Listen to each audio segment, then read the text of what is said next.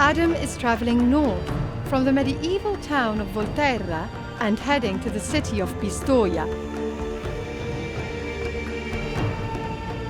Adam explores the metalworking history of the city that flourished in medieval times. And he explores the traditional pasta sauce of the region made with local mushrooms and served with penne.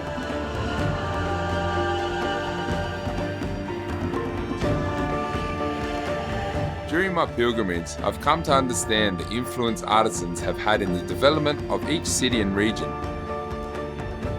Pistoia is famous for its metal craftsmen who have produced some of the earliest knives. But how did the tradition of metalworking help to make pasta a global food? Join me as I find out how on my pasta pilgrimage.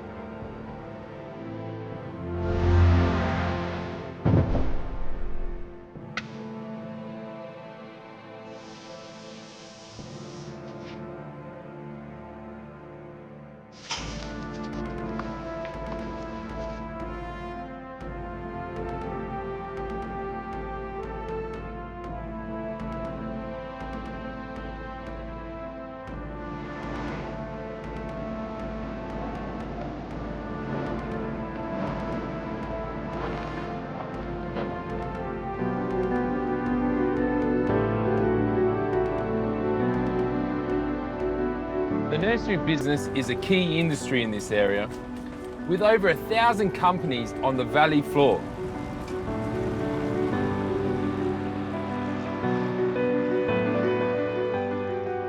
The history of nursery in Pistoia started around 150 years ago, in 1850.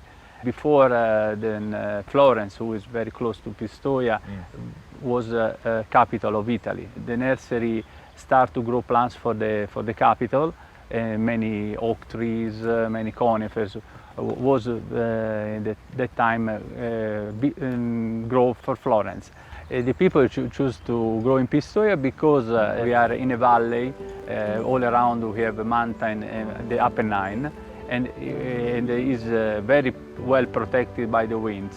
And the soil is very fertile and very deep. Perfect conditions. Condition for growing. We grow more than 2,000 varieties. 2,000 varieties? Yeah. And the plants grow in the field. After a few years, we move in pots. And we look the plants about 1 or 2 seasons in container. And after we start to sell to the market.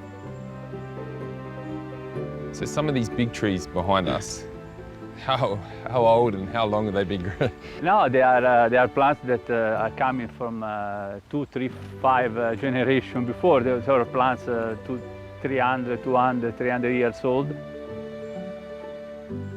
So the nursery industry, it's very important to Pistoia now. In Pistoia there are 90,000 people population, 10,000 of them working in the nursery. So 10%, more than 10%. How do you aim to continue the knowledge of the nursery industry? In Florence we have a university, but as Vannucci we start a few months ago one school called Campus Vannucci, and there we teach the students for the future, because we need young people for the future.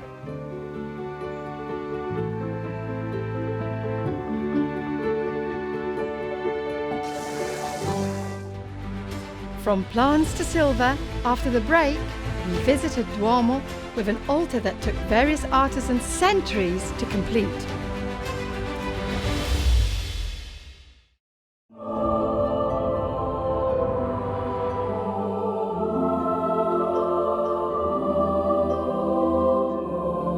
Located in the Duomo of Saint Jacopo, in the small town of Pistoia, lives an altar made of gold leaf and silver.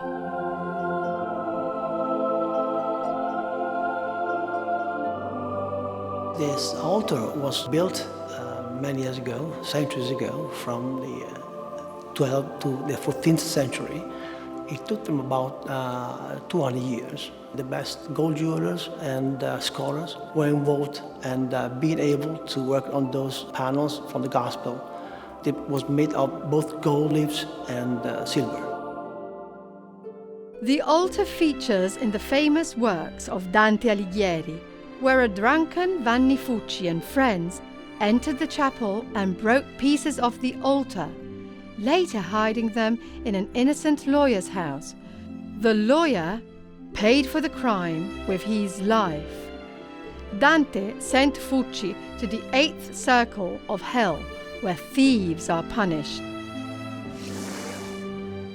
These streets had blacksmiths, goldsmiths, and Pistoia's long history with metalwork is still very evident today. Like here in this small factory where they've been making knives for over 100 years.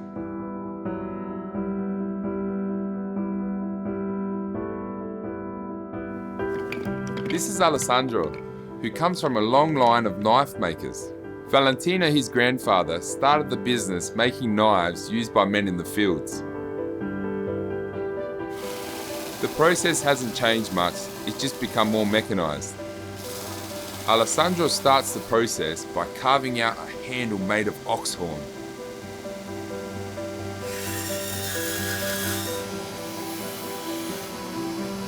Then it's on to making the blade.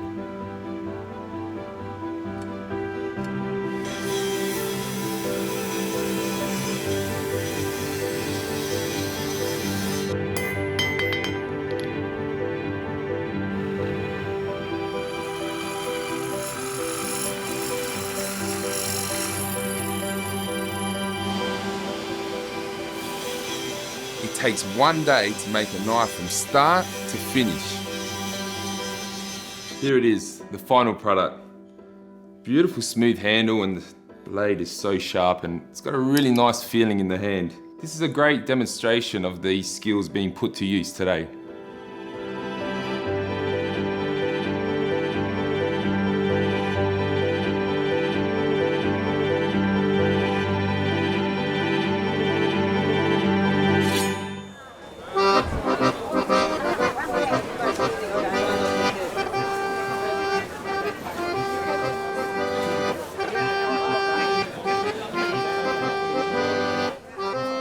As well as being renowned for its blacksmiths and goldsmiths, in the countryside of Pistoia, they grow chestnuts. And if you're lucky enough to be in Pistoia on a Wednesday, a must is this amazing market. And you need to find Maria and Rosanna, who are experts at making chestnut crepes. Ciao! Ciao! Maria! Ciao! How are you? How are you? How are you? Very good. Very good. Can you tell me what's in the crepes, the mixture? The mix of this is the farina of chestnuts. Ah, the and, flour of chestnuts, yes. Yes, and olive oil and the water. No eggs, no zucchero? No zucchero, no sugar, No no eggs, no zucchero. sugar. No. This is the farina of chestnuts, and the second war this Second war, yes? sweet for more people. This was a sweet Yes. for everybody, for the family. It's a For the tradition. Io mangiare uno? Oh, yes. This is with the ricotta. Look at that, nice and thin, look at the colour. Back home, I associate chestnuts, I guess, with Easter. It was one of those things my mum always makes me. She cuts them, puts them in the oven, roasts them. So Yes. I'm looking forward to Yes. trying this crepe. You taste. I like them nice and hot, straight off the pan. È uguale. It's very hot. It's very hot. Bene, Grazie, bene, Maria. bene. Ciao. Grazie. Ciao. Ciao, Rosanna. Ciao, ciao, grazie. After the break, I meet a family that has helped make pasta a truly global food. Look at that.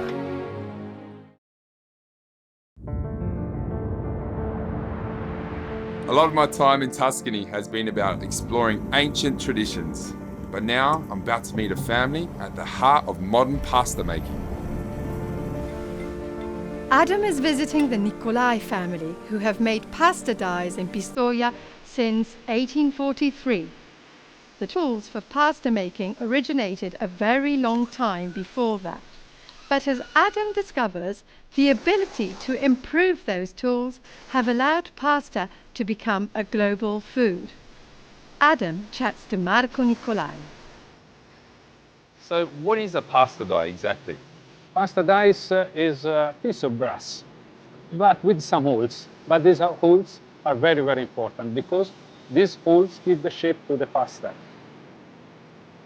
Before mechanisation, the inserts for the pasta dies, the cutout that makes the shapes, were forged by hand using copper, a stamp, and a hammer. The inserts was originally, actually was in copper and bronze, but that finally in the year 1958, more or less, we came out with the use of the Teflon. Teflon. Teflon is like an alimentary plastic, an alimentary type of plastic that has no friction. So this allows to bring back the yellow color of the wheat to the pasta. The natural yellow colour. Yes, natural. The Teflon also would help with a better finish. To better finish, better yellow and smooth surface. Over time, the process of making pasta dies and inserts has become more efficient with machinery, but there is still a requirement for the delicate skill of the human hand. Marco, all this talk of pasta is making me hungry. What's your favourite pasta sauce? To be honest, me too, a little bit. But however, I'm happy to eat also tomato sauce. But I was thinking now, in this period, why not a good Boscaiola with mushrooms? That is the things that I like. Sounds good to me. You find the solution. Okay.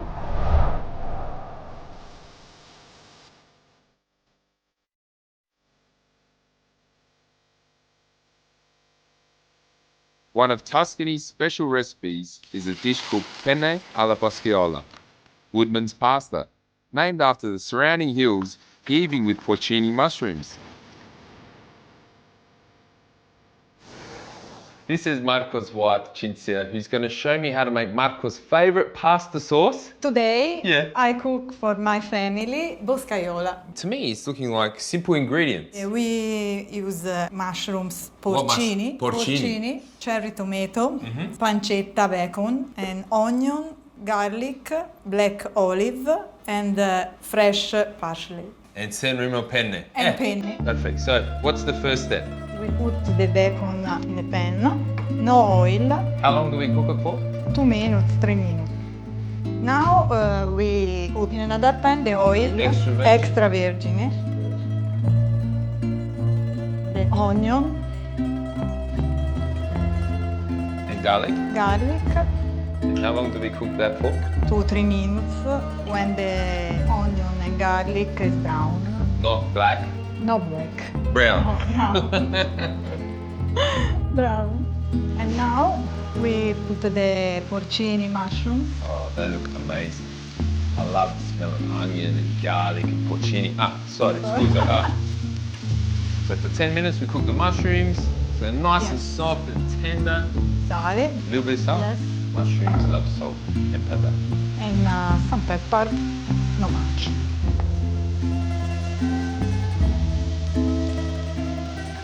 So a little bit of water to help the mushrooms collapse down. Now we put the pancetta All that flavour in with the porcini. I love it. and the cherry tomato, olives, So we allow the tomatoes to become nice and soft. soft 10 minutes, 10 minuti. Okay. So we cook the pasta as We well? cook the pasta, I'm interested to see how much salt she puts in this water. 1 scoop, 2 scoop. 3. and we put the pasta. Pasta for you, madam. Thank you. So we'll cook the pasta nice and al dente. Al dente. Of course. Look at that. The sugo nice and rich from the porcini. We're missing one thing. One thing, Tell me. this fresh Parsley. parsley. You know what you do with parsley? One in there and then one over the shoulder like this. No, not so.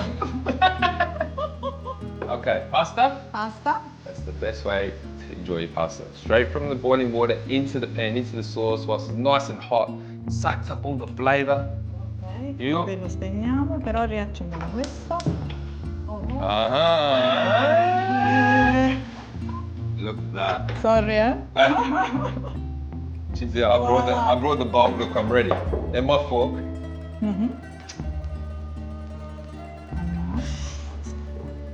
Let's get that. Così. Can I try? You No. mangia? No. For me no. For Marco. For Marco. This is you for Marco. try. No, for me. For you. I thought it was for Marco. I got upset then. Prego. Cinzia?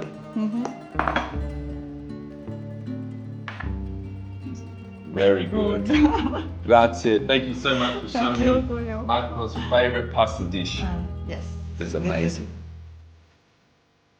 After the break, Adam creates a pasta recipe inspired by his time in Pistoia.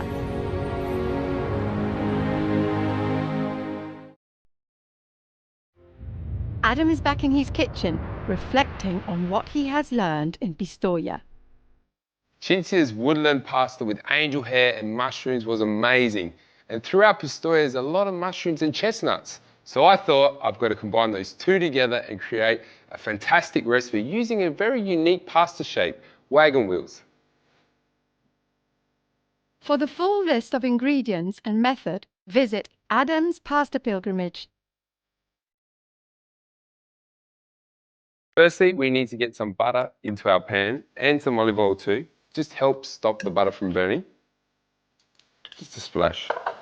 And I'm using some beautiful field mushrooms. Some people peel them, I don't. It keeps in all the flavour for me. Just slice them up like so. Keep an eye on your butter there, that it's melting away. It's not burning. Bring your heat up to about medium to high heat. In with the mushrooms. And I also have here diced shallot, same time together. So you need to saute off your mushrooms and your shallot for about 2 to 3 minutes. I'm going to add my pasta into our boiling water, salted boiling water.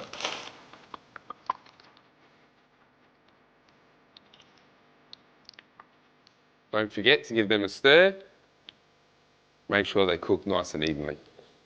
Add a little cracked pepper now to my mushrooms. So here we have some pancetta that I'm just going to dice up and add into the pan.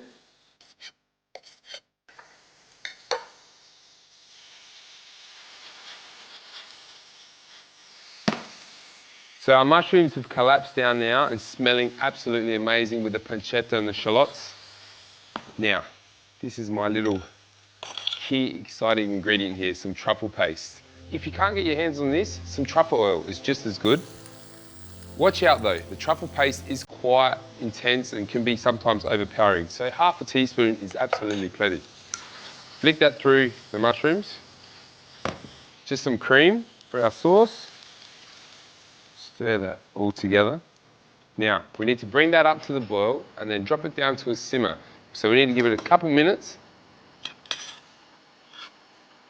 All right, let's check our sauce. It's coating the back of the spoon, and that it is. It's just holding on there for about 2 to 3 seconds and running off, so that's where I need it to be.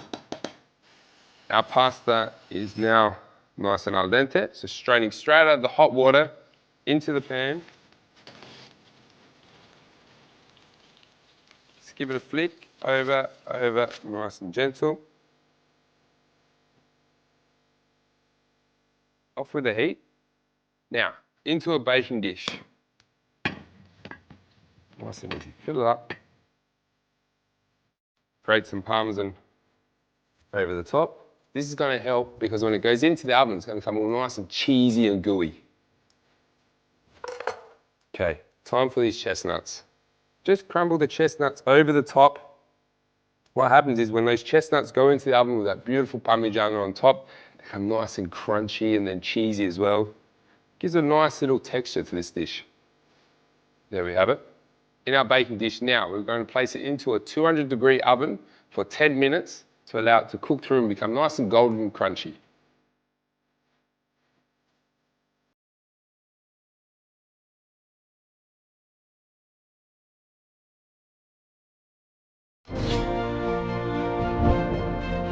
I've learned so much from my time in Tuscany, how the concept of family is central to everything in Italy.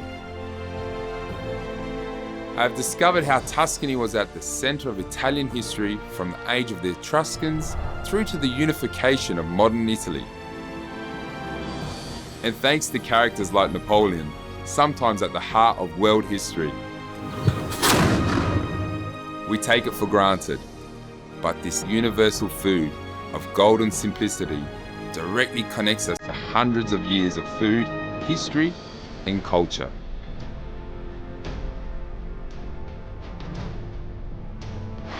For this episode's recipes, stories and more, visit Adam's Pasta Pilgrimage